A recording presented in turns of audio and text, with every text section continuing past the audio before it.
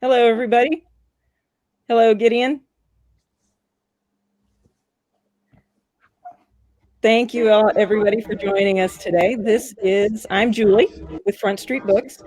This is our first web, I don't know what you call it, so I'm not technically inclined, but our first web chat, I guess, first web room thing. And we are very happy to be joining or having Gideon Marcus join us. This is our first Wednesday night. We're going to be doing these every Wednesday, and I just would like to remind all of you that we are still taking submissions for what to call our Wednesday evening, Wednesday day, whatever this is. We're still taking submissions, so please email those to us, or you can post it on our Facebook page. Any of your suggestions of what to call this event, this Wednesday night event. So I'd like to thank you again for joining us today, or tonight, or tomorrow, whenever this is, as we chat with Gideon Marcus. Hi, Gideon. Hello. Hi. All right. Can you hear me okay? I can hear you just fine. Can you hear me all right? I can hear you just fine, despite the fact that 55 years currently separate us. I can hear you clear as a bell. It's amazing. Are you in a TARDIS, or what do you have? So I understand that reference because in 1965, Doctor Who's in its second season. That's right. But I'm not really sure what's allowing us to communicate. Maybe it's Telstar or Syncom or Intelsat or one of those newfangled satellites. All right, great. Well, for those of you who are unfamiliar with Gideon, Gideon Marcus is a Sterling Award winning, Hugo nominated, oops, I've just lost, oh, there we go, for his web project fanzine called Galactic Journey. And what Gideon has done is he is living with his team in 1965, and he periodically travels to present day to educate us on what's going on in 1965 and to experience 2020 now from period of 1965. And my first question for you, Gideon, is why did you choose 1965? How did you choose 55 years ago? That's a fine question. So the answer to that question is 55 years ago is a really interesting time. It's what I call the razor between the present and the past. I don't know if you can still see the Galactic Journey on your screen there. Yes. Okay. The world of 55 years ago looks a lot like our world, only a little crappier. And I found that by spotlighting that era, I was really looking at the dawn of the modern era. And so when I talk about things in the past, when I talk about the science fiction at the time, when I'm talking about Doctor Who or the Twilight Zone or the Outer Limits, or heavier topics like discrimination or marginalized people like women and persons of color, or environmental catastrophes like global warming, which they knew about in the 50s. This is something which resonates with a modern day, which I don't think I would get if I had chosen a different time. Okay. And how many people are traveling with you? So there's currently about 20 people on the journey with me. How do they feel about getting dragged along with you? How do they feel about jumping back and forth? Well, I can tell you, Jessica, who is our UK correspondent, loves the fact that she gets to watch classic Doctor Who and write about it in a very, very funny fashion. The thing about Doctor Who is when it first aired, it was only available in the United Kingdom. And so my 55 years ago persona, can't actually watch Doctor Who, which is why it's great that she's making these extremely detailed, very funny reviews. So anyone who hasn't even seen these early episodes can enjoy them. And since Doctor Who is something that I understand is still current in 2020, it's really neat seeing where it all came from. But I would say most everyone enjoys the challenge and the fun of it. Okay. You said you have about 20 working with you, on this travel with you, on this journey with you? That's correct. Okay. And sorry, I've just changed my mind on a question I was going to ask you. Along with your website, with your web project, you also have a publishing company, or within the project, you also publish. And you currently That's have correct. That's correct. Okay. And you currently have 2 books out, Rediscovery and Kitra. And so, kind of jumping back into present day. And as you know, beautiful, beautiful. As you know, we are in the midst of a pandemic, and you are not experiencing that, very fortunately, in 1965. How have you transitioned coming from 1965, jumping into the world of 2020 in the middle of this pandemic? I've lost your volume. Sorry. You have to remember, in 1965, we had our own malaise to deal with that was causing deaths that were reported every night on the television news, and that was, of course, the war in Vietnam. So the malaise and uncertainty are not that dissimilar. That said, when I planned to launch Kitra back in several months ago, I had always planned for mid-March to be the launch time, and I did not expect it to coincide with the one pandemic that I've experienced in my life. But in some ways, this is lemons making lemonade, not to make light of any personal tragedies or the fact that we're all stuck at home and none of us can go to work. But Kitra is a story of a bunch of people trapped on a ship, basically forced isolation for weeks at a time, having to use their ingenuity to get out of it and to keep their hopes up. So the timeliness of the theme of Kitra could not have been better timed for it. The circumstances, they could be better. Yeah, yeah. Well, and since I kind of led us there anyway, let's talk about Kitra for a moment, which I read, thoroughly enjoyed. My brother read it; he enjoyed it. His daughters are reading it. So oh, wonderful! It's gone through the family. And one of the things that I so thoroughly enjoyed about this book is that, and I'm a big sci-fi reader. I read a ton of sci-fi, male, female, whatever. One of the things that I so thoroughly enjoyed about this was it was about these 4 people, their problem solving skills, their ingenuity. There's no battle. There's no, oh, we've got to, solve this crisis. Well, yeah, there is solving a crisis, but there's no global crisis to solve. There's no first contact and we've got that goes wrong. It's just 4 people, as you said, 4 people trapped on a ship trying to survive, and how are they going to survive? And that was very refreshing, to not have these big space battles, which I enjoy in their place. But that was a nice change. And in your, I don't want to spoil anything, but there will be a space battle in the second book, but it will not be Star Warsy. Okay, good. Well, and I think, judging from your writing style, it will be very well handled. As you mentioned in the in your editor's note for Rediscovery,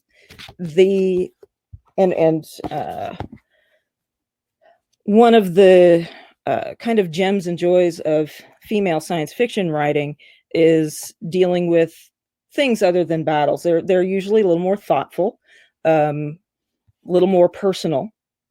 And I think that you picked up on that with Kitra and carried that into Kitra.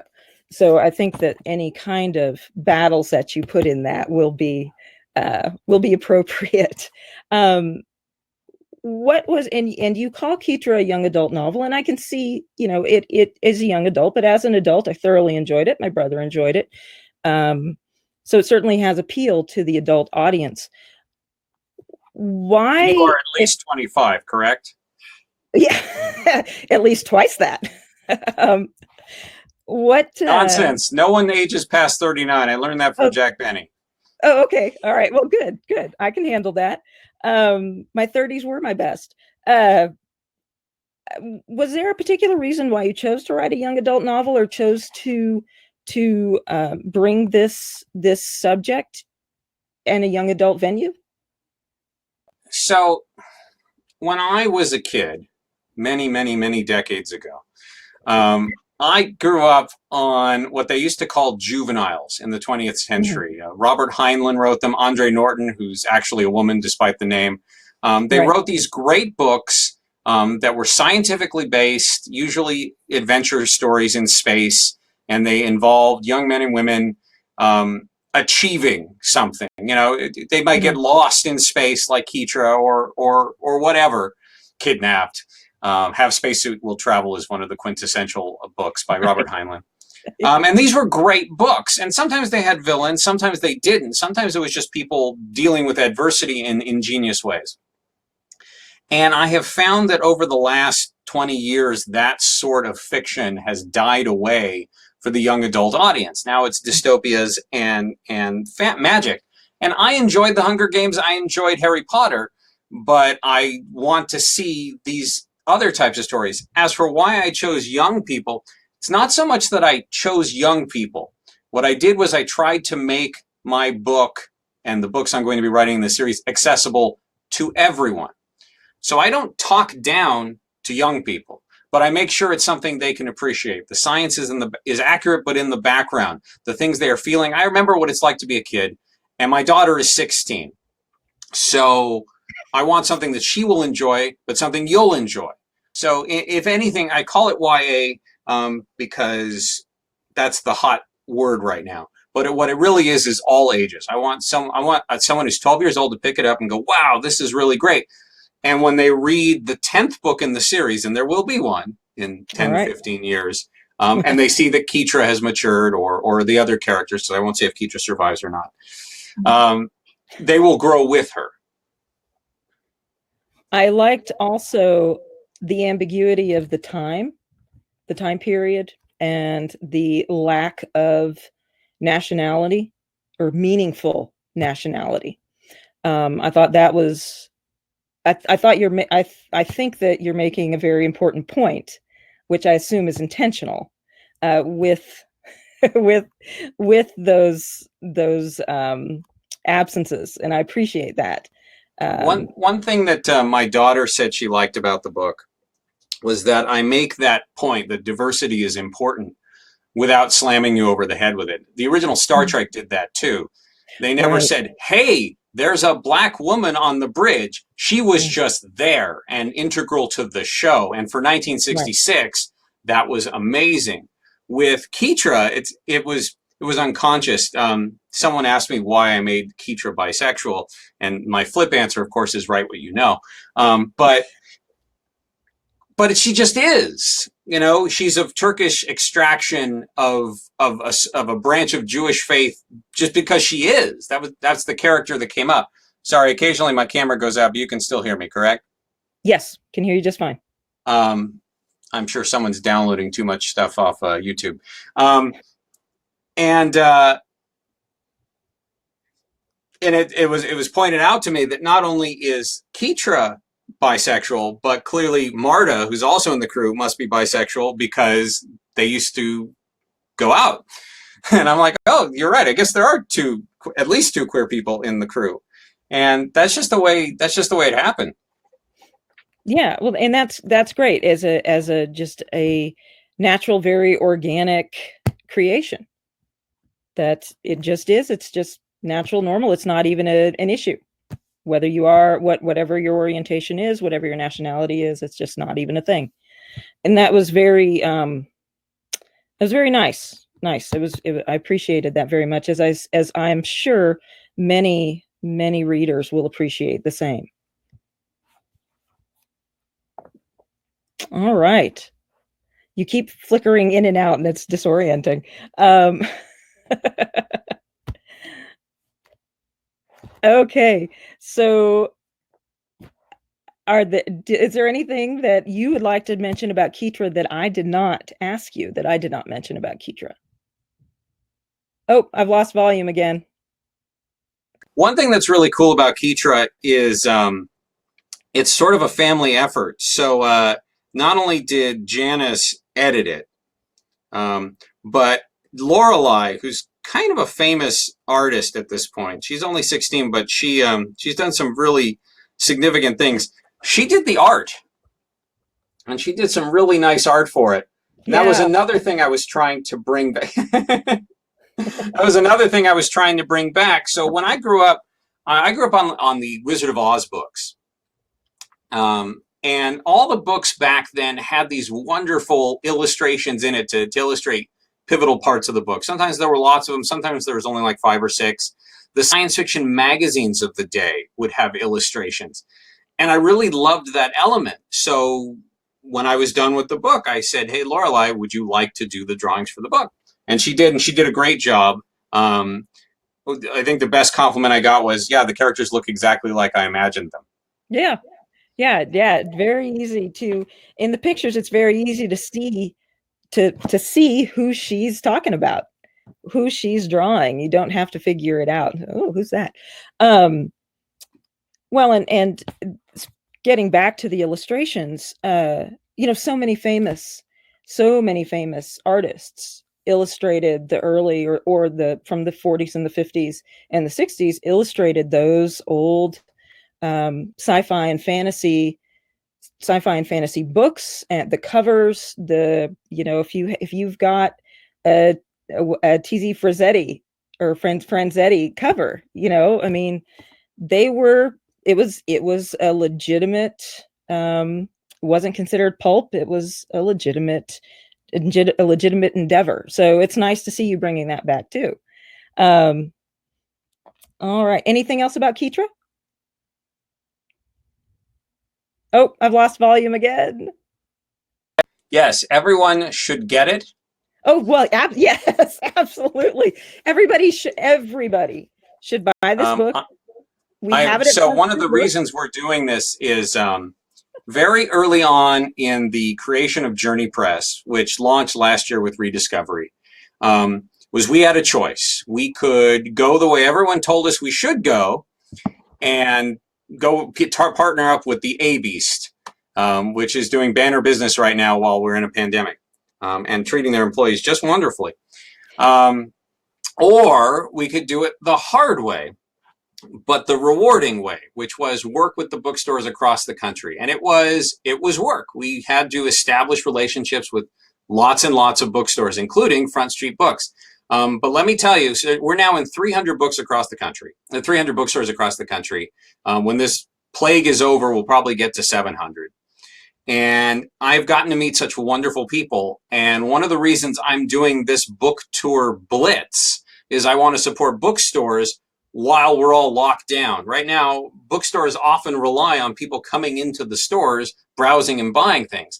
And bookstores offer something that no online service can, which is they can tell you what books are great. They can tell you why they're great. They can chat with you. They have cats. Sometimes they have coffee. They're just amazing centers of literate culture. And they're on an upswing, at least until this plague hit. And I think they're still doing okay for the most part. We were up like 60% bookstores in the last 5 years. Yeah, so what I've just put up on the screen is a link to Front Street Books. They very kindly made a little bookstore just for my stuff and other science fiction that's related to what I do. So anthologies of science fiction. So go there, buy a copy of Kitra, buy a copy of Rediscovery, then buy 5 more, because you've got to have friends who want these books too. You will be supporting me, you'll be supporting bookstores, and most importantly, you'll be supporting yourself, because you get to read some great things. Because not only do you get to get this wonderful young adult novel, not only do you get this amazing anthology of some of the best science fiction ever written, all by women, but if you order within 24 hours, you'll also get this 10-carat faux diamoid pendant. Which I have somewhere. Wonderful. And thank you for that nice little speech. Janice informs me that we have a question if you want to take one from the audience. Yeah, absolutely. Who's asking? Thomas Green is asking. Thomas Green is asking. Despite Kitra being set 1,000 years in the future on a different planet, you decided to connect its world back to Earth rather than, say, Star Wars or, I think, Dune. this has always been critical to my enjoyment of sci-fi. Do you also feel that way? So the question is, why did I tie it to Earth as opposed to an existing other franchise? Or I think what they mean is Star Wars and Dune don't reference Earth. They're in some key other place. I think it's important to recognize yourself in a book. There has to be some tie with where you are. Just like Galactic Journey really winks to the present. Kitra, the world of Kitra evolves from our world today. There's actually a very complicated history of how we got from the 21st century of Earth today to the world of Kitra, none of which is explained in the first book, some of which will be explained as the books go on. But I think it's important to have that grounding. It means something that Kitra is of Turkish extraction, that Marta is of Finnish extraction, that they're all speaking French for some reason and not English. These are all things that build a plausible world. So I'm glad it connected with you, and it's a resonance I tried to create. Interesting. Do you have any follow-up, or can we get to Rediscovery? Or are there more Kitra questions?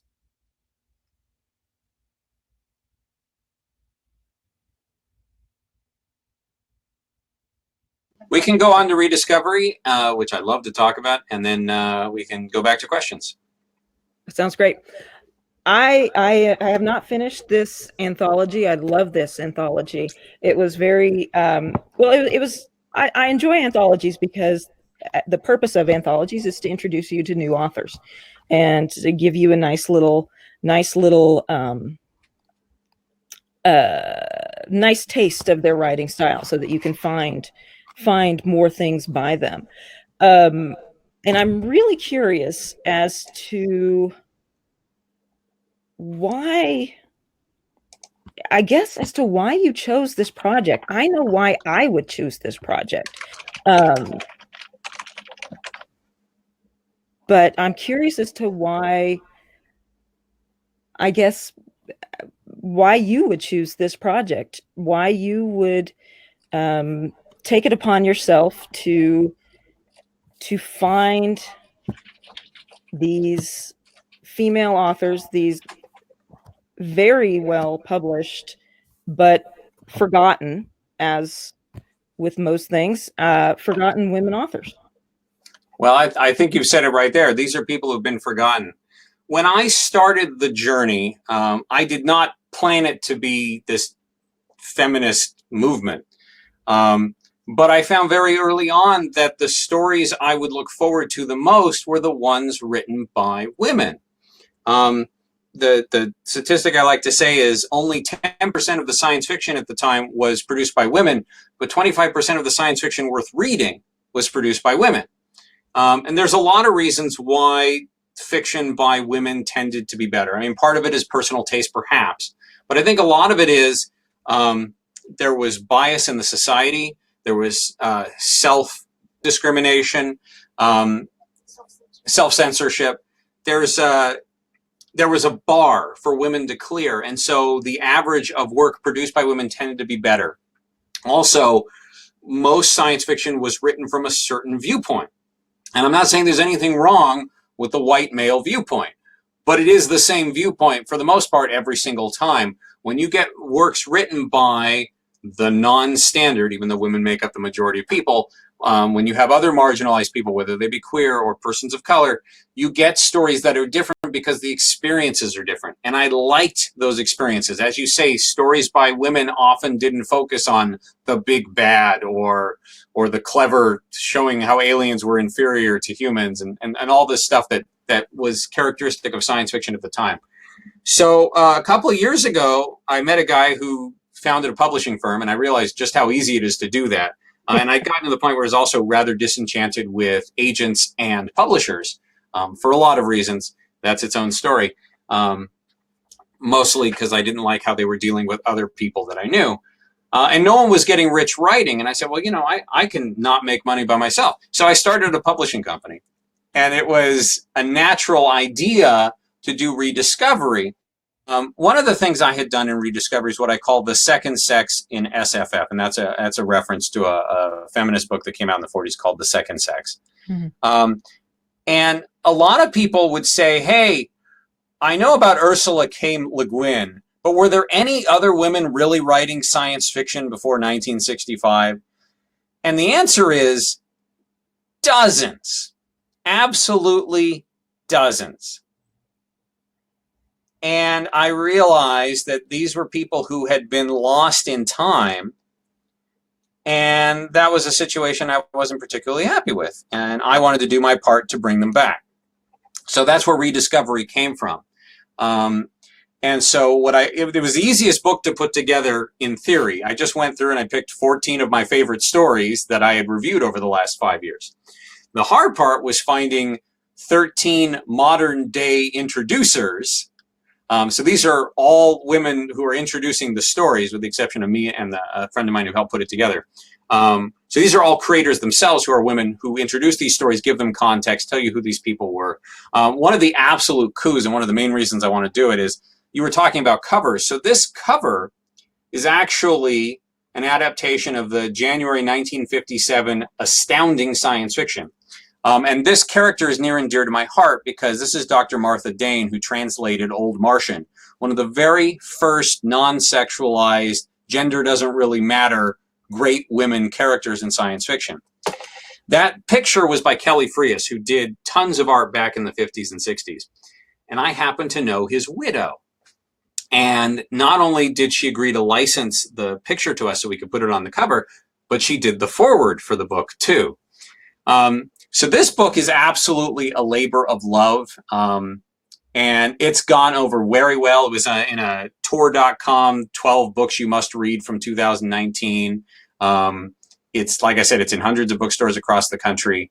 And one of the things it's directly led to is the only author who has 2 stories in the book is Roselle George Brown, who is an author who became big in the mid-50s, died too early, 1967. She was only 41. She died from leukemia. And she left behind just a treasure of books. And we have gotten the rights to republish them from her son. And so next year we will be seeing Galactic Sybil Sue Blue, which is the archetypical smoking woman space cop. Wow. And it's going to be amazing when it comes out next year. That sounds great. And that leads very nicely into something that you and I were chatting about just before we started this conversation, with the mission of Journey Press.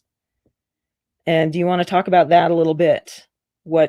Yeah, Journey Press has got a few missions. One, of course, is, like I said, to work with independent bookstores. Our success is your success and vice versa. And I want to bring back a lot of these great fiction titles that have been lost, these authors who have been lost. At the same time, we also produce new things. So not only do we produce stuff that I've written and stuff that other people I know have written, and not only do we do reprints, but starting probably next year, we're going to start putting out calls for anthologies. We're going to publish new fiction.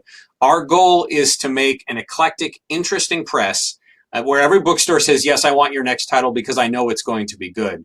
One of the coolest projects we're working on right now, I'll show you, is, oh, it's not here. Well, give me 2 seconds and I will, actually here, I've got an easier way to, no, all right, give me 2 seconds, I want to show you. Okay. Well, it's slightly reminiscent of Arkham House. Do you see yourself as the next H.P. Lovecraft? I don't think I want to be H.P. Lovecraft. Ken says Mr. Marcus's point about sci-fi stuck in fantasy and magic resonated with me. Yeah, right. It's all the same right now.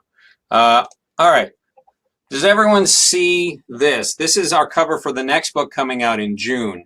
I chose this book to reprint. It's a reprint from 1964. It hasn't been published since 1964. It was originally an ace double. And it's by Tom Purdom, who is still around, still writing.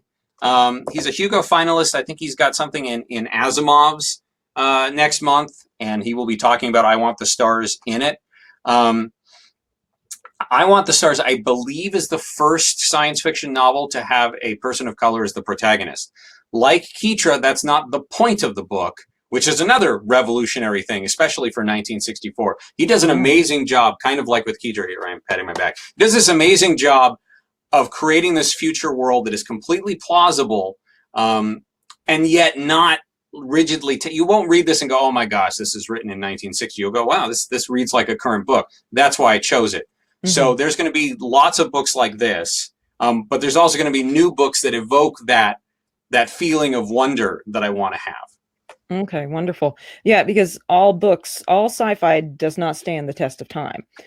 Some of those books published in the 50s and the 60s they were classics at the time, but boy, they're hard to sit through right now.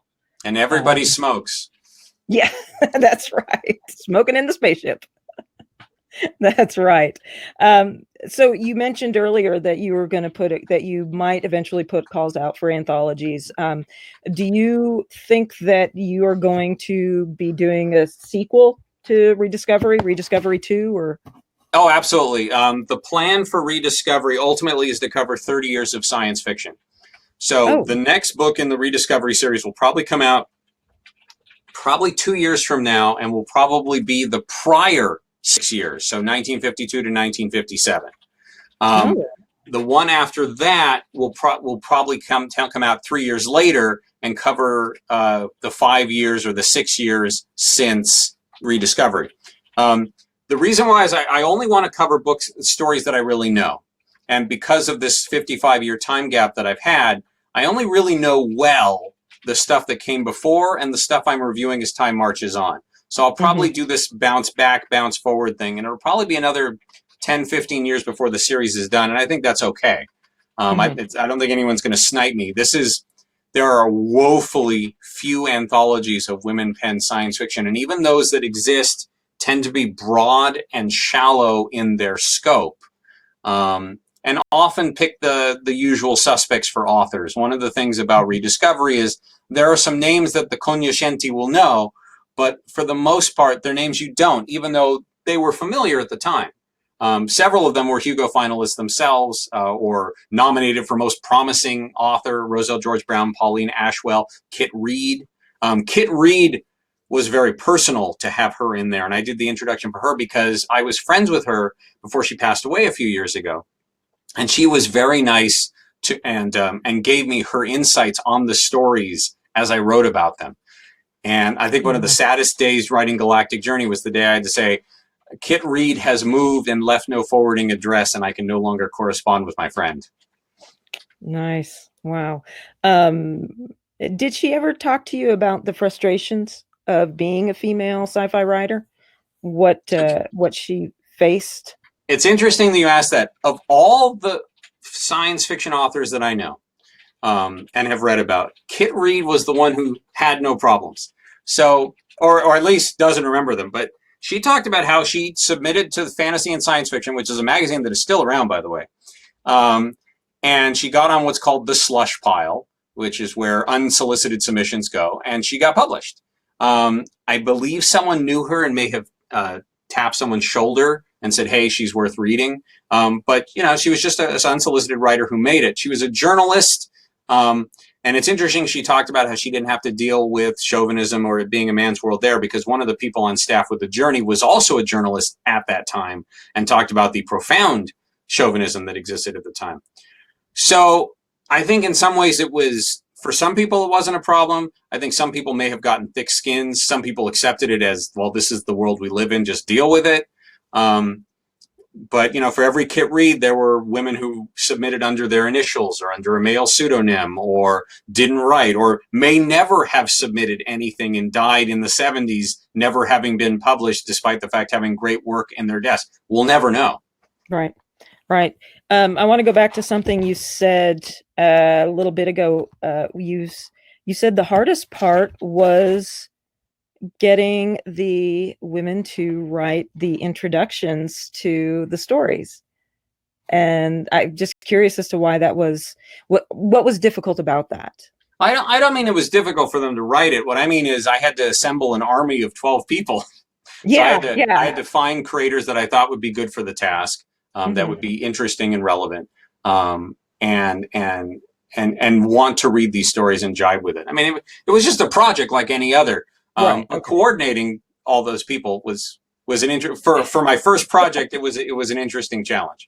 Okay, I was afraid that there was maybe some reluctance on their part. Oh, no. Or something. By the way, apparently we have a new question. So okay, Ronnie or Rainy B? It's Ronnie, who I believe may be something of a ringer. Says, please tell us what TV and entertainment, especially sci-fi, was like 55 years ago.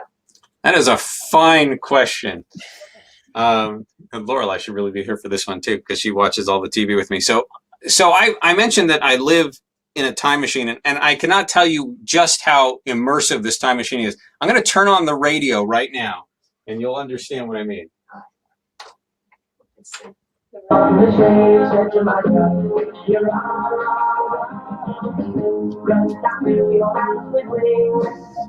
So this is AM 910, broadcasting from my house. It's a very small area, so please, FCC, do not come to my house and shut me down.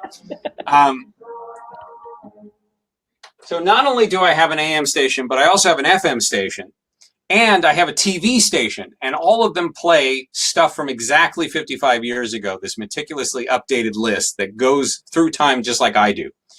And so on our TV station, at any given time, there's going to be Andy Griffith and Gilligan's Island and Burke's Law and Danger Man and Bonanza. Rocky and Bullwinkle. Just tons of great shows and a lot of really bad ones, because there's a reason why Nelson Minow called it the vast wasteland. Science fiction pickings in 1965 are awfully slim. If you live in England, you've got Doctor Who. And you've also got whatever is the latest Marionation show from Jerry and Sylvia Anderson. But in America, Twilight Zone ended last year.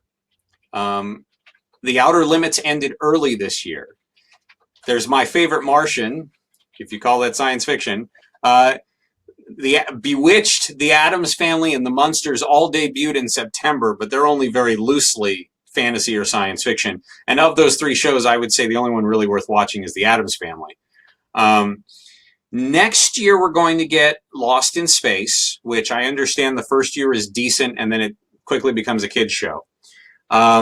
There's also a pilot that was in the can as of February for a show by Gene Roddenberry called, help me out with this, it's got a name, something to do with space.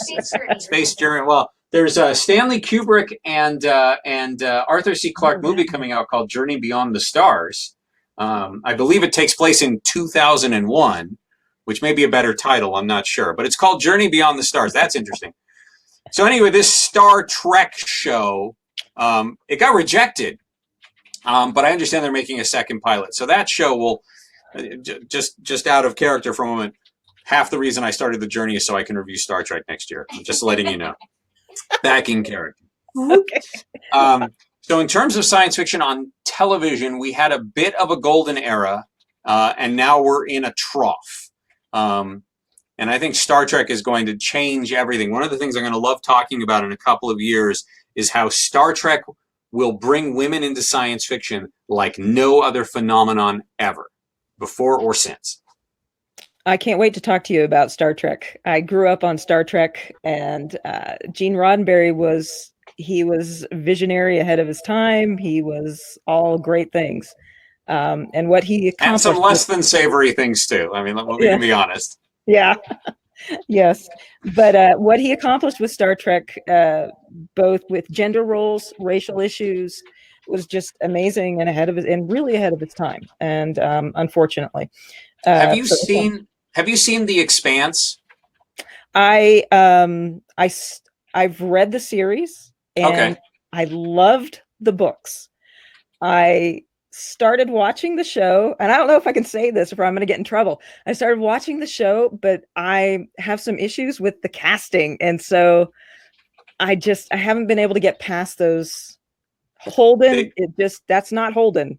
I can't get past those issues. They're all better looking than they should be. That is true. Yes. Inappropriately better looking too. I agree. There should be more normal people representation, and this has been a problem with lots of different media recently. I recommend watching it. The first 3 seasons are excellent. The 4th season is a little wobbly, but I understand so is the 4th book. Yeah. But The Expanse, if you like the books, great. That's just fine. The best thing about the show is the language that the Belters speak is much more consistent in an actual language, and I happen to be one of like the dozen people in the world who's fluent in it. It's serious. I'm crazy. But the thing about The Expanse, which I say is the best hard science fiction on television since Star Trek, the original Star Trek, I did not plan it this way. Kitra was mapped out, plotted long before James A. Corey existed. But there are some thematic similarities between the world of Kitra and the world of The Expanse, up to and including big picture stuff, which will only become revealed over 10 books. Every one of the Kitra series is going to be standalone because no one likes to read a book that's half a book. But there's going to be a big arc, big things are going to be happening, and it's going to be, if people are fans of The Expanse, they will also be fans of Kitra, most likely. Somebody Great. objected to you not mentioning Johnny Quest. See, I don't consider Johnny Quest science fiction. I like Johnny Quest. I've seen it. In fact, the first season just ended, and now we're in summer reruns. Johnny Quest is amazing for getting comic book quality art to television, especially early morning cartoon television. I like Johnny Quest just fine. Not the most sensitive of its portrayal of non-white cultures, but welcome to 1965. That's right. That's right. Did you read the Lucky Star books? I know of them. I did not read Asimov's Lucky Star books. I'm going to be a heretic. I enjoy Asimov's nonfiction, and in many ways, I style myself as a latter-day Asimov. In fact, we have a lot in common. We have the same ancestry, probably the same nose, and we're the same age, again, 39. But and some of his fiction is great. I love The Ugly Little Boy. My wife loves Caves of Steel. But for the most part, I always thought he was kind of a solid 3-star writer. He's okay. He was never my favorite of that era. I honestly, I read all the Lucky Stars, and I think those were some of the first science fiction I'd ever read. And that's the juveniles we were talking about. Yeah. And I really didn't read anything else by Isaac Asimov. That's kind of embarrassing to admit, but it's true. There's a lot of science fiction to read. It is. All right. And so your bio has you listed as a professional space historian. And I understand that a little bit in regard to kind of the history of science, the history of space, and the history of science fiction. I guess science fiction and science fact. But what else does that entail? And why? I think I know the answer to this, but why do you embed yourself so in the science fact and in the present day 1965 to get to the science fiction? Does that make sense? It does. So I actually was a space historian before I was most anything else.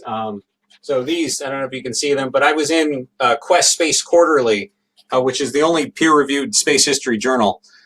And I did a whole series on the late 50s Air Force moon probes, which is something no one had written about. And the main reason I became a space historian is I had a teacher in college who said I couldn't. And this has had benefits. I don't know if you can see here. Let me share my screen. So you've actually read my work, or you may have come across my work without knowing it. Let's see. It's not showing up. I want to show it to you. I don't know that I can. Right here, I can do this. So this article is one of the featured articles on Wikipedia, which means it was on the front page. I've written many of these, and you wouldn't know I did because I do it anonymously. That's where I get my job. Ooh, that's fun. I love it when that happens. Oh, wow. I know. We're tripping. Journey Beyond the Stars. Anyway, LSD is a thing right now in 1965. So I was already into space history when I started the journey, and it happened that the year I started the journey, which is 1958, happened to coincide with the peak of my knowledge on space history. I was actually friends with a lot of these engineers who were building these probes that were being launched right around the time that I started the journey. So I wanted to talk about those. Also, the biggest important thing about Galactic Journey is the context. It's really easy to read stuff back then and not get it because it's not your time. You're not understanding what they're saying or why they said it a certain way. You don't get the in jokes. You don't understand what they were living in. It's important to appreciate the science fiction not just on its own merits, of which it has a lot, but also in context. Why were they writing this story? Why was it revolutionary at the time? Things that we take for granted now. Similarly, it is important to understand the science in the world, to understand why they were writing science fiction about it. Also, the fact is, science is just really interesting. Oh, I disappeared again. You did. Oh, well, I'll come back, I promise. Science is really interesting, and one of the reasons why science fiction broadened in scope from the late 50s and onwards is because we started, our front pages were filled with science fiction. All the space shots of the day, polio vaccines, contraceptives, all these amazing discoveries were happening, and they were as exciting as any science fiction that was coming out. Right. It was a scientific revolution, just like the Industrial Revolution. It's probably off-putting not to see me. I promise I'll come back. And this is weird because this hasn't happened at any of my other shows. It is weird. I will say that. In fact, give me 10 seconds. Janice is going to collect questions. I'm gonna refresh again. Okay. And those of you who are just now joining us, all of these books can be purchased at Front Street Books. Either give us a call, or you can order off of our website, or click the link and get to those books.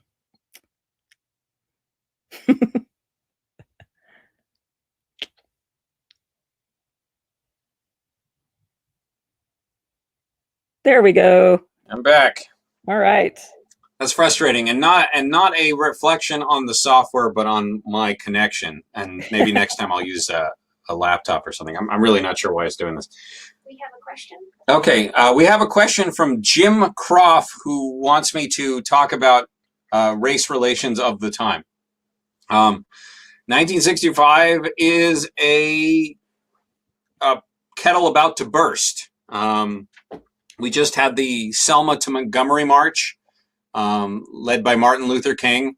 And that was a march for voting rights, because at the time, while in theory, black people had the right to vote, in fact, you might have 1% of blacks in any given county able to vote because of the arbitrary and designed to stop people from voting practices.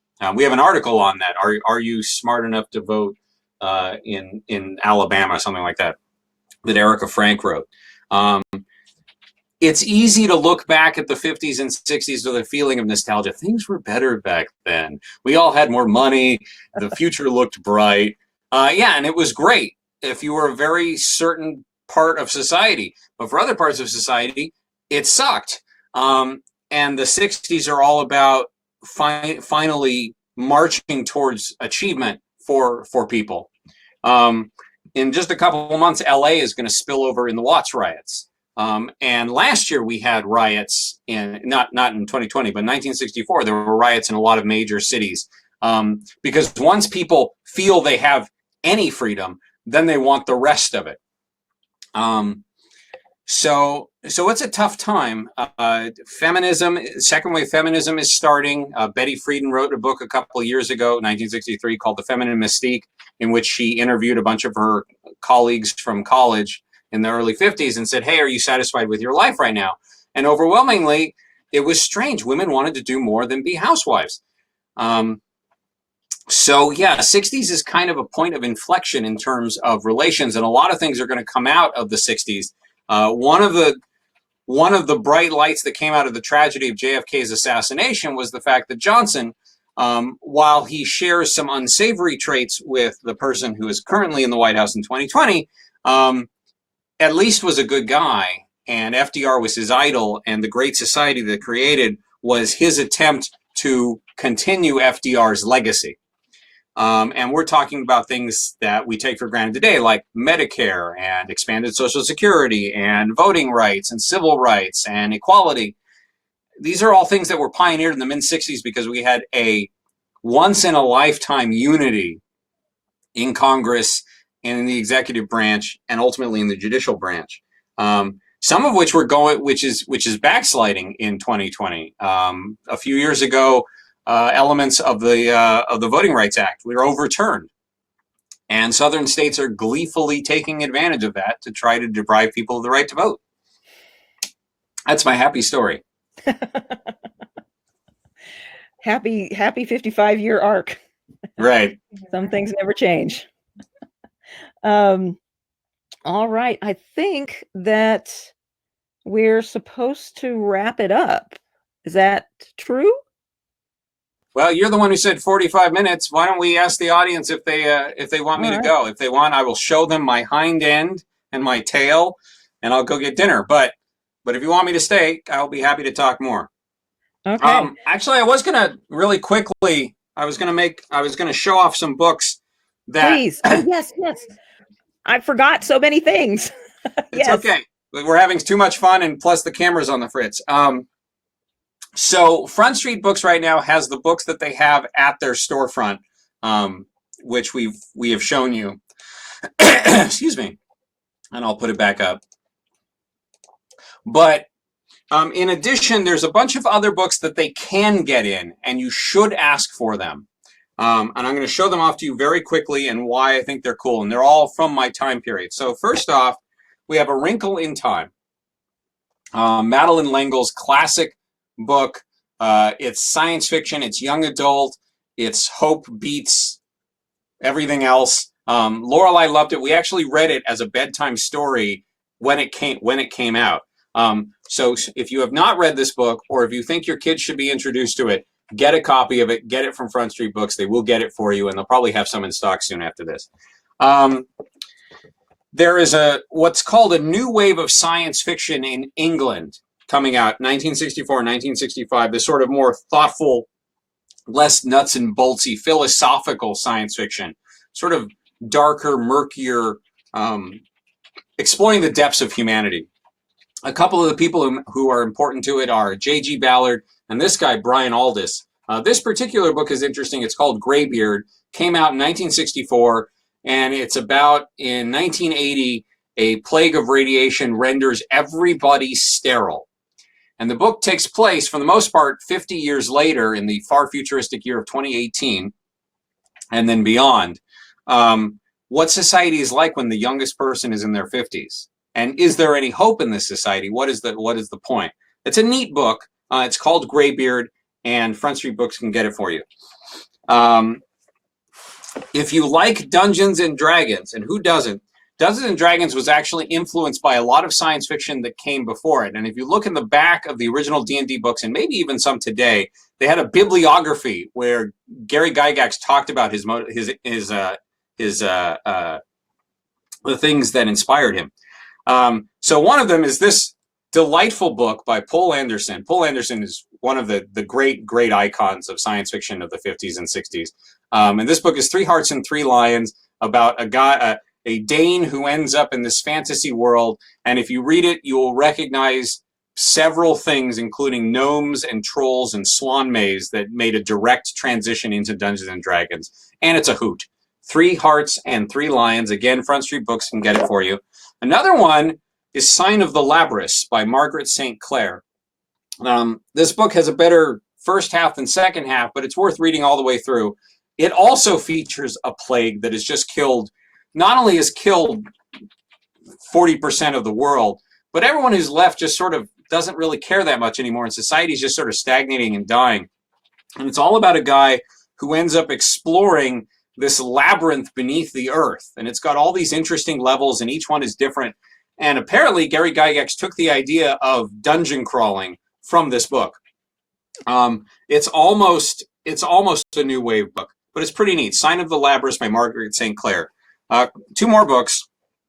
This is one of my favorites. It's It's called Dark Universe by Daniel Galuye. It's one of those books most people don't know about, but it must be reasonably popular because it's still in print and can be gotten at Front Street Books. This is a book about after the war, the last war, the atomic war, humanity goes underground and lives in shelters. And they're in shelters so long that we lose the ability to see. And that's okay because some of us develop infrared vision, some of us develop incredible hearing. And what's really neat about this book is it writes about disability in a very interesting way, because the disability isn't a disability. It's compensated. And in fact, at the end of the book, when people have the option to go out into the world, being able to see is actually a liability because they don't understand what they're seeing. The light is actually detrimental to them. And then it has this great question, is it better to be disabled and capable or normal and handicapped? It's a really interesting book, and also a great adventure, and actually has a decent female character in it. Finally, Arthur C. Clarke. I would be remiss without mentioning Arthur C. Clarke, who wrote this book called A Fall of Moondust in 1963, I think. Maybe it was 64. It was recent. I think it came out twice, because I think it came out in the UK and then America. And it's about a cruise. Oh, interesting. 61. That long ago? It says 61. You're right, 60. Wow, I see. I'm getting so old. All the years crammed together. Anyway, A Fall of Moondust is about a cruise ship that gets busted on the moon and how they get out. And it's a very hard, crunchy, interesting, accessible, readable science fiction book like only Arthur C. Clarke can do. And again, all of these books: Fall of Moondust, Dark Universe, Sign of the Labrys, Three Hearts and Three Lions, Greybeard, Wrinkle in Time, and of course, Rediscovery and Kitra, please get Kitra, can all be gotten from Front Street Books. So please order. We'll post those titles on our page. Those titles that you just mentioned on our page, for sure. Fantastic. There are a few questions. How about if we sign out with them? Okay, I have one question too. Oh, go ahead. And so I'm going to jump ahead of your other questions. In your foray into the 2020s, or into the 20 teens and now 2020, what science fiction, or have you picked up any science fiction from our time period? People recommend science fiction to me all the time, and I'm sure it's wonderful. My dance card is so full that I have read occasional stories that have been pointed out. Because I'm on the Hugo ballot, I will sometimes read stories by fellow Hugo nominees. But for the most part, modern fiction is catch and catch can. Like I said, I read the Hunger Games. I've read Harry Potter. But most of the modern media I consume has to be movies. Like I've seen most of the Marvel Cinematic Universe, at least until it started to suck. And So yeah. Okay. All right. So now the other questions. Okay. Sorry about that. I can't recommend very much that's coming out today. Not because it's not good or bad, but just, and there's also so much of it. There is. It's crazy. You said it's Ronnie? Ronnie, yeah. Ronnie B says, how does your family like living in 1965? Well, I'll ask them. How do you like living in 1965? It's fun. It's not a 24/7 thing for all of us, but mostly just for Gideon. It's great until I turn on the TV and Journey to the Bottom of the Sea comes on. Then it's terrible. I feel that. Yeah, I mean, we all do it to some degree. I actually really like it because it allows me to sit back, detach myself from all the things that clamor for attention in 2020, right? I don't have to worry about the computer. I've been writing letters every day to friends. And it's been really nice to just slow down. And like I said, there's so much good fiction and content to consume back then that it's really nice. For them, it gives them a perspective. What was really interesting is Lorelai was studying the Cold War, and specifically JFK and Lyndon Johnson and the Great Society in history class this last week. I came downstairs and her teacher is giving a lecture, and it sounds like I'm listening to the TV news. It's this weird case of deja vu. Lorelai and I watched a TV show just the other day, and the news came on, because I actually have news clips from the time, too. And she's like, I just read about this in history class, boggle, boggle. So I think it's a little bit of double vision. What I tell people is it's not as crazy as it sounds. Just imagine you have a door in your house, you open the door, and you go to the other side, and it's your house still, but it's 55 years ago. And you can go between the rooms. Nice. Very nice. Next question. Jim Croft asks, since England swings like a pendulum do, could you tell us about fashion today? Can hems get any higher? And I did recommend that he check out our fashion columnist, Gwyn Conaway, since she specializes in that. But do you have anything to add? So when I started the journey, obviously it was just space shots and science fiction magazines. And then I started gathering more and more people. And one of the people I was actually absolutely insistent on getting was a fashion columnist, because I find the fashion of the time just an absolutely fascinating topic. And I was lucky enough to get a lady called Gwyn Conaway. And she's quite laureled. She's a member of the Design Guild, and her job is to make the period clothes that you see in television shows and movies. And every quarter she comes out with a new fashion article. So if you want to know if hemlines can rise, the answer is, my God, yes. And these days, meaning 1965, if you are a woman and you are wearing the most stylish clothes, be careful walking upstairs, because you can hide nothing these days. Final question. Ken says, too many books, too little time. Does Gideon have this list posted somewhere? Let's do it. Replay. Oh, so Ken wants to know if I have a list of all these amazing books. There's two places you can get lists of amazing books. One of them is all the books that I mentioned. Again, Julie's going to put on Front Street Books so you know you can order them. A second is, if you go to Galactic Journey, and I'll put this on the Facebook page so everyone sees it. Every year we come out with what's called the Galactic Stars. You all are probably familiar with the Hugos, which are the yearly science fiction awards, kind of like the Oscars. We come out with the Galactic Stars, which are a bit more comprehensive and more subjective, but we feel it more accurate. And we list all of the best fiction for each year. We've done it since 1959. So we got 59, 60, all the way through 64, the best science fiction. I'll put a link to that. Anything you read there is going to be worth reading. That said, if you missed any part of this program, and if you want to hear it again, probably to hear Julie's voice, certainly not mine, everyone who registered a few hours after this is over, I think 12, maybe 24, I can't remember what I said it for, will get a replay of this video, and you can watch this whole thing all over again, like it's new. Perfect. And you can watch me drop out and come back in again. Right. Wonderful. And yes, we will get those books listed on our website. Absolutely. And for anybody who's interested, if they want more books, and we'll be happy to recommend more. We're always happy to recommend more. All right. Well, obviously, she's got great taste. Yes, thank you. I think so. And look who she chose for her first guest. That's right. That's right. Our first episode. Very nice to bring us in on this. And as you can see, we're in my bedroom, so I've got books behind me. I read nonstop. So hopefully we can recommend something for you. All right. I would like to thank you so much, Gideon. This was a fascinating talk. I hope that it was as enjoyable for you as it was for me, and hopefully for our viewers, for our listeners. And good luck on the rest of your book tour. I hope it goes really well. And really, I'm a total sucker for these books. They're wonderful books, and I cannot recommend them highly enough. Rediscovery is exactly what it says it is. You need to rediscover these amazing female authors, and Kitra is it's a great adventure. So fun, so much good reading ahead of you if you haven't picked up these books yet, and you can pick them up at Front Street Books. So I think that's it. One more reminder. Please, we're still looking for a name for our Wednesday day show, whatever this weird witching hour of 5:30 is.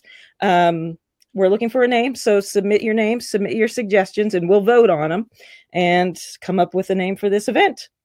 And I think that's it. And I want to thank everybody. And again, thank you so much, Gideon. We really appreciate it. Thank you for having me. Goodbye, All right. everybody. Bye.